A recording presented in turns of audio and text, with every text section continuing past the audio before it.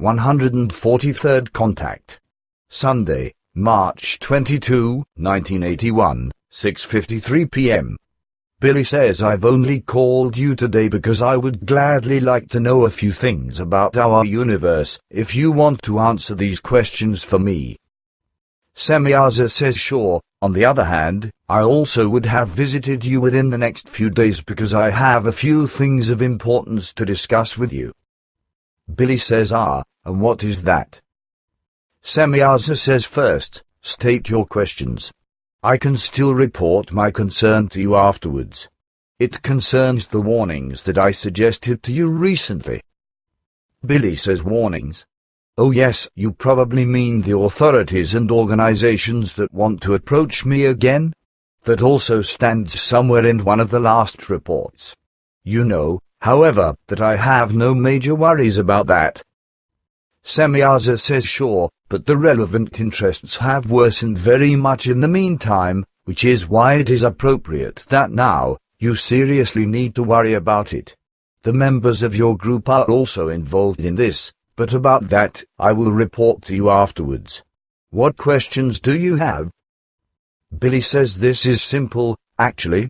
The first question is this: what is the diameter of the entire creation?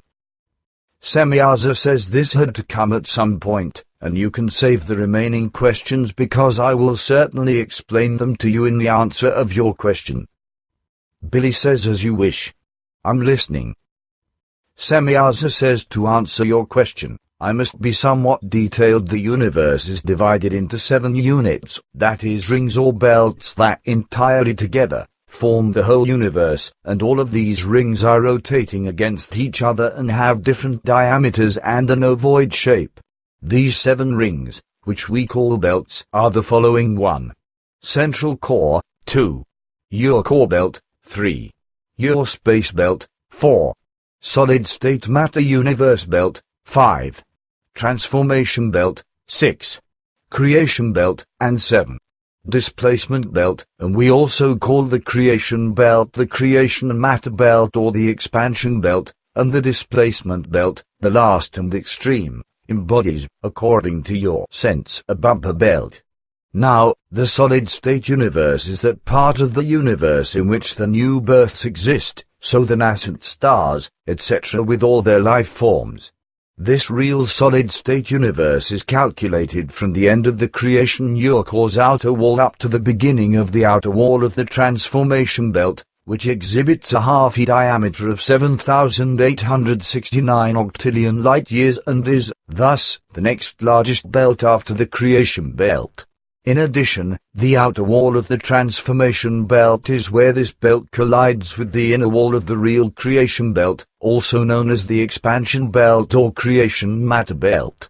So this is that space which embodies the solid-state universe and is so called because in these 3 areas, the coarse material becomes existent and is existent, and the coarse material becomes existent in the transformation belt only by a transformation from remains of the penetrating creation belt, which are converted into coarse material from immaterial energy. This is the real solid-state universe, which consists of the transformation belt, the universe belt, and the your space belt. In addition, the transformation belt exhibits such a gigantic mass and is the next largest belt to the creation belt because it is responsible for ensuring that in the space created by the expansion belt, the transformation of fine material energies into coarse material takes place, and at the same time, time itself appears and becomes existent. Already in this transformation belt, time begins to run into the past, from which aging originates. This means that in this transformation belt, chronons begin to exist, then are aging and becoming tachyons and are representing the past. By the way, tachyons may be proven by the terrestrial scientists in a short time. At the same time, the speed also decreases from the transformation belt in an irregular manner but in a certain half-life. The irregular decrease in speed, which amounts to 147 times the speed of light in its starting point and expansion point, comes about through mutually self-influencing and different time streams that have already changed in their speed.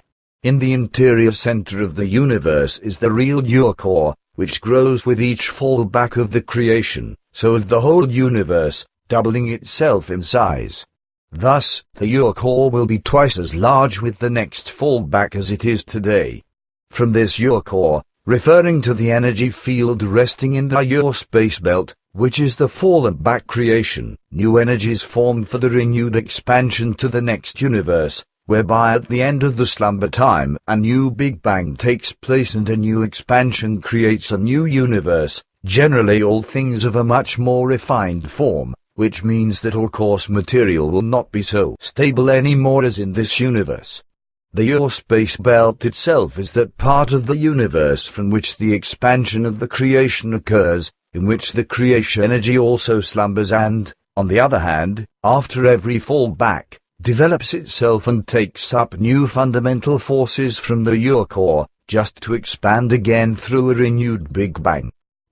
Of course, the dimension of the your space belt also grows from fallback to fallback because through every expansion of the universe and through the associated unchangeable effects and the extreme expansion that again follows contraction, the mass of the entire creation grows, always doubling itself in size. So thus, it becomes evident from this that in the becoming and passing of the universe, a cycle of Big Bang expansion, contraction, Big Bang expansion, etc. is arranged.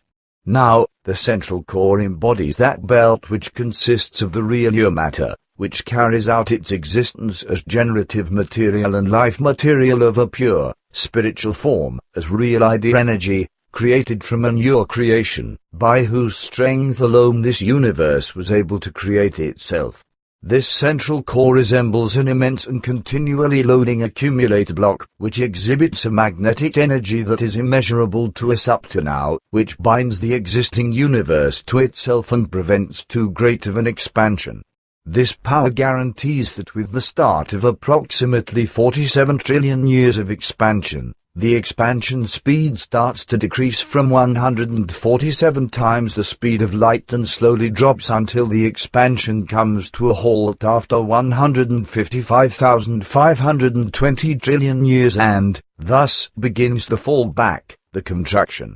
Thus, the central core forms the real power and life center, while the your core can be seen as a real energy storage. But this central core, the your core and the your space, are only an infinitesimally small fraction of the size of the whole universe. The most gigantic belt is embodied by the creation belt, which further spreads itself into the gaps of the surrounding universes and creates a new universal space. This creation belt is the real creation and the creation center, while the central core, with its diameter of 7 light-years, as well as the your space belt, with its half-E diameter of 103 trillion light-years, and the your core belt, with its half-E diameter of 103.5 trillion light-years, represent those structures known as the universe's central sun and the universe's central galaxy, respectively. In addition, the central core represents the central sun of the universe, while the your space and the your core carry out their existence as a central universe galaxy. Now, the outermost belt, with its half-E diameter of 14 million light-years, which we do not count with the actual universe, is the displacement belt. This has the task of displacing outwardly and against adjacent universes and against the nothing space of the absolute absolutum, so to speak, as the ramming force, which pushes everything away from itself and displaces outwardly, so that, after knocking against it and before pressing itself behind it, it can provide the universe the necessary space for expansion and, therefore, the expansion itself. 1. Billy says with that, you have actually answered virtually all relevant questions that I wanted to ask.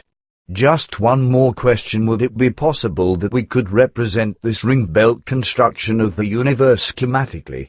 I have paper and a ballpoint pen here.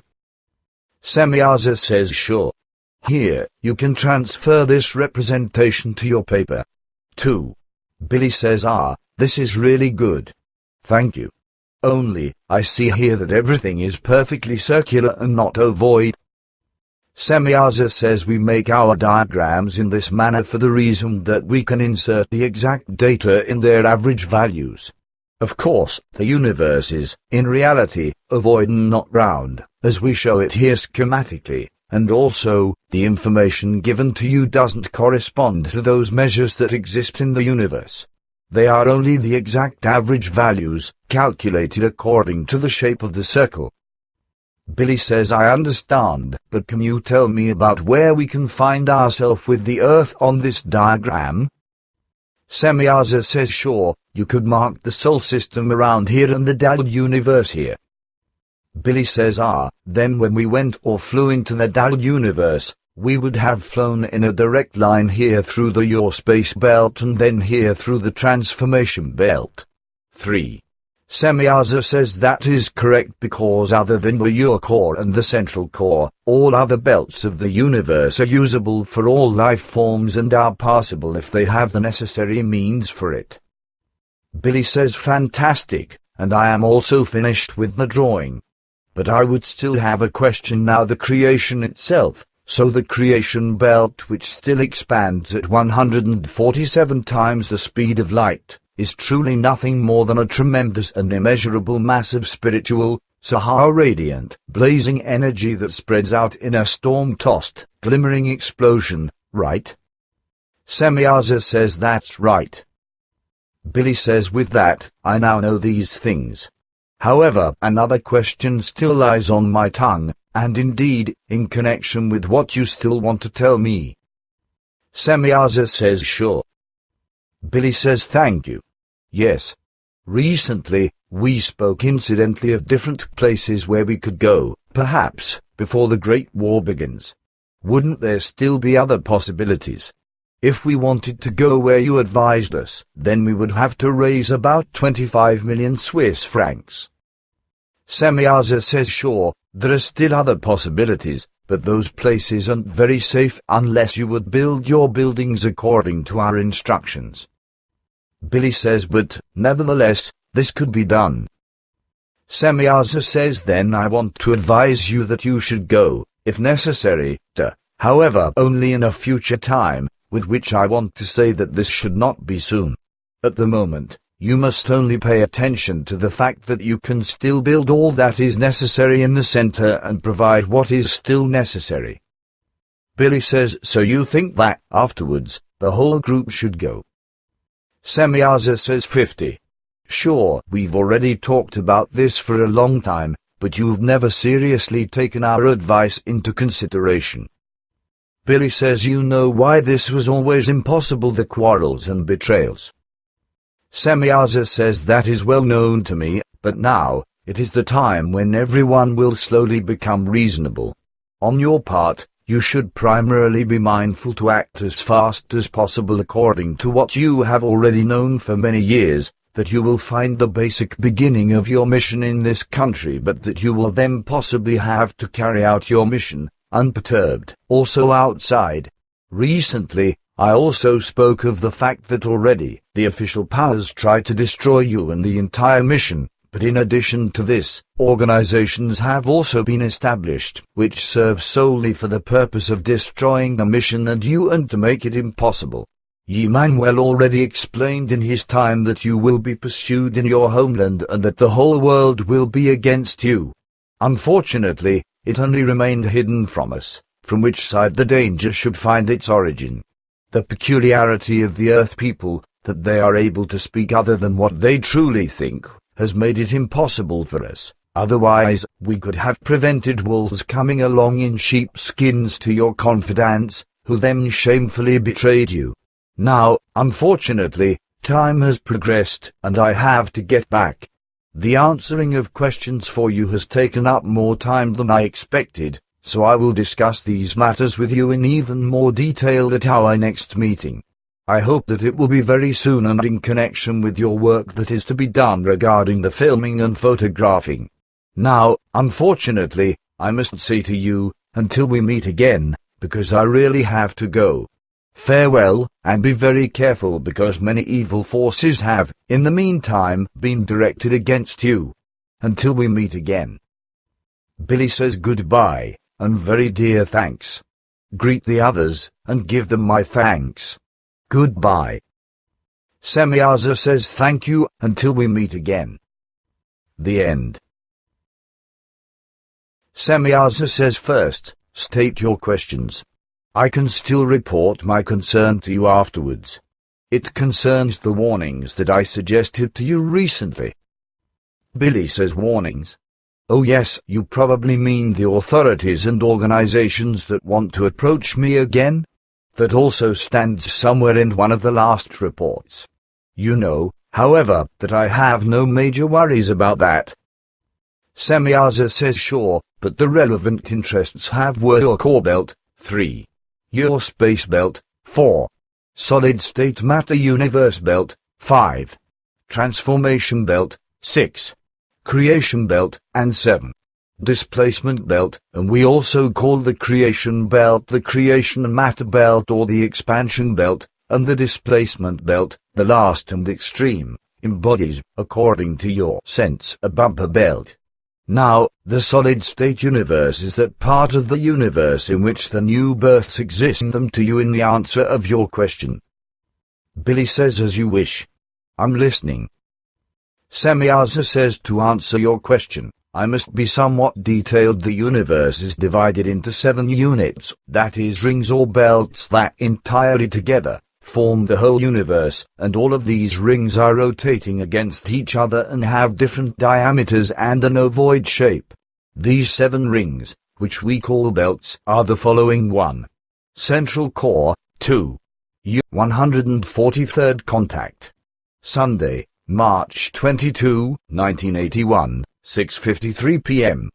Billy says I've only called you today because I would gladly like to know a few things about our universe, if you want to answer these questions for me. Semyaza says sure. On the other hand, I also would have visited you within the next few days because I have a few things of importance to discuss with you. Billy says and what is that? Listen very much in the meantime, which is why it is appropriate that now, you seriously need to worry about it. The members of your group are also involved in this, but about that, I will report to you afterwards. What questions do you have? Billy says this is simple, actually. The first question is this: what is the diameter of the entire creation? Semyaza says this had to come at some point, and you can save the remaining questions because I will certainly explain